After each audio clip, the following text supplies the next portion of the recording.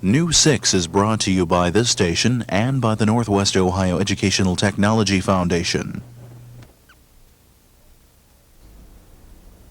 Today on News 6, we'll see how windmills are pieced together. We'll meet a man who doesn't let age affect his bowling. And we'll see the art of tatting come to life.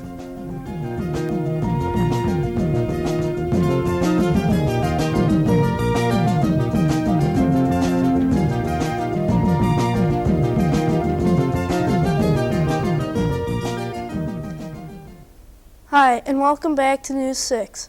I'm Paul Benke from St. Paul Lutheran School in Napoleon, Ohio.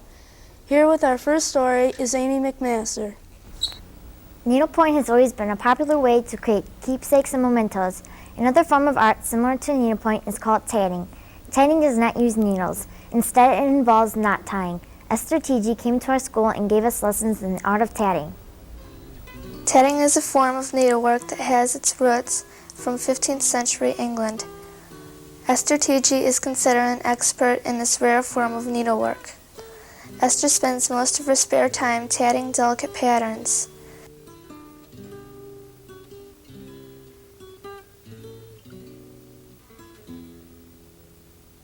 The tool for tatting is called a shuttle, a boat-shaped device used for winding several yards of thread. The shuttle is moved back and forth between the thread and hands, repeating simple knots. These knots give tatting a rich texture.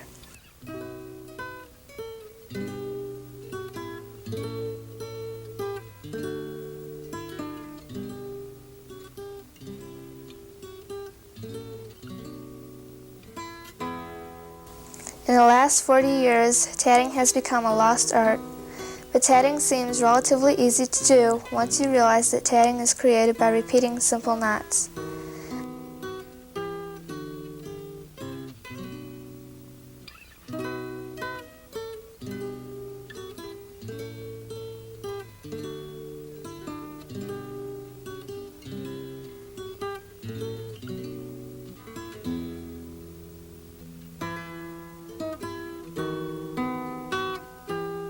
Esther sells most of her work at church bazaars, items like snowflakes, Christmas ornaments, and handkerchiefs.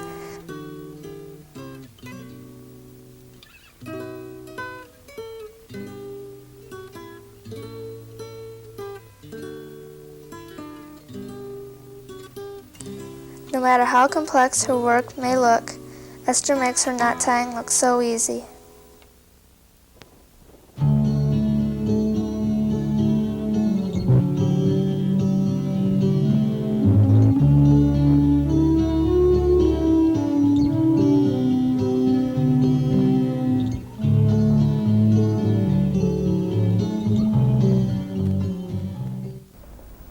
This week's show is produced by Dwayne Longmire's 6th grade class from St. Paul Lutheran School in Napoleon, Ohio. Napoleon is located in Henry County, about 35 miles west of Bowling Green. The city was founded in 1834 and its present population is around 8,700 people. Now here's Jake Nepley with a story on a one-of-a-kind company. Windmills have been used for centuries to power machines, to drain water from lowlands, and to grind grain. There are 3 companies left in the United States that still make windmills.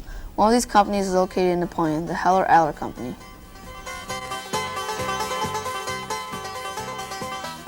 The Heller Company in Napoleon is one of only 3 companies in the United States that makes windmills. Max Kelly, president of Heller, told us how windmills work.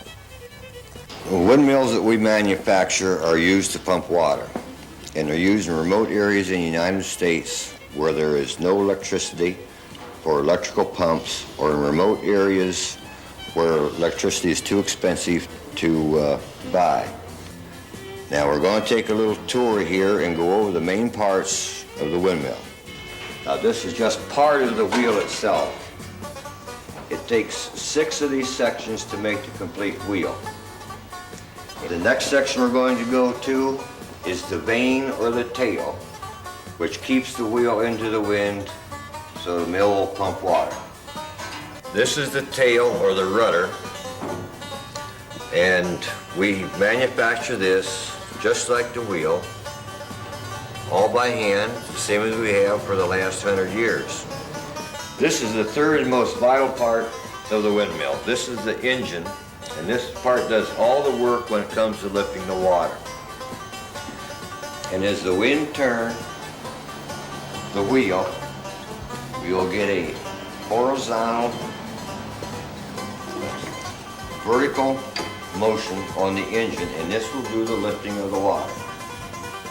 Heller makes almost 400 windmills a year, exporting the windmills into several countries. Heller is celebrating their 100th birthday this year, and the windmills are still handmade as they were in 1886. Although we aren't pioneers anymore, the windmill is still important in the lives of many people.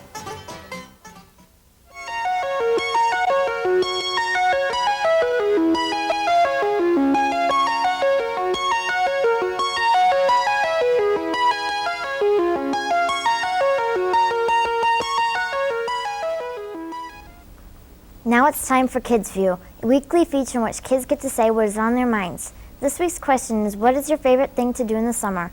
And was submitted by Shalay Mushel and Paul Benke. Here's what you had to say. My favorite activity in the summer is playing golf. In the summertime, I like to go swimming. In the summertime, I like to play football. My favorite thing to do in the summer is go on vacation.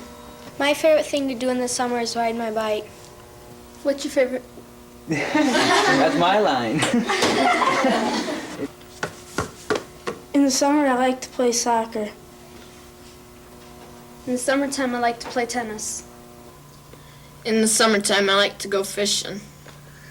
In the summer, I'd like to visit Southern Ohio. In the summertime, I like to play kickball. In the summertime, I just like to lay around. Bowling is not a particularly easy sport. It takes a great deal of agility to roll a 16-pound bowling ball down an alley. Ray Ferrison bowls in 3 leagues a week and averages a steady 135 pins a game. You may think there is nothing unusual about that until you realize that Ray Ferrison is 92 years old.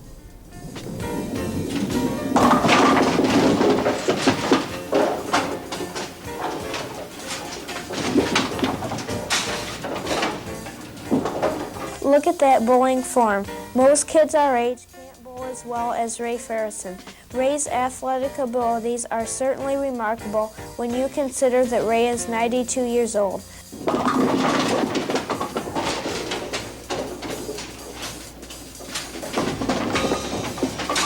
What was it like to bowl 70 years ago? Bowling is a lot different than it is now. We had wooden pins, 4-pound wooden pins, and they were harder to knock down. They were set by hand, the pins were. I've bowled some all my life, but there was probably 8-10 years I didn't bowl leagues. I started bowling when I was 80 this last time. I just like the sport. I bowled 2 ABC tournaments. Well, now I'm bowling in 3 leagues, regular leagues, and then I bowl senior citizens on Friday. Ray bowls in 4 leagues a week, and he carries a 135 average. He was even elected into the Henry County Bowling Hall of Fame in 1983. That's quite a feat for anybody, but Ray doesn't think it's anything special. All he wants to do is keep knocking down the pins.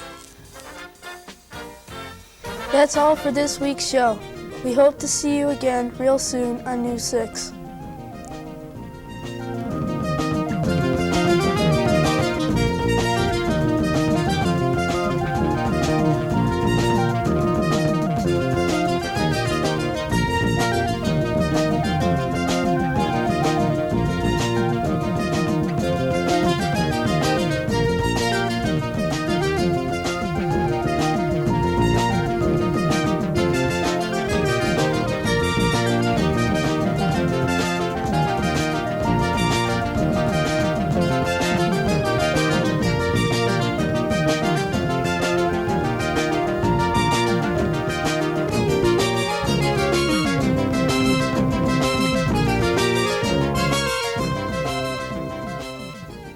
News 6 is brought to you by this station and by the Northwest Ohio Educational Technology Foundation.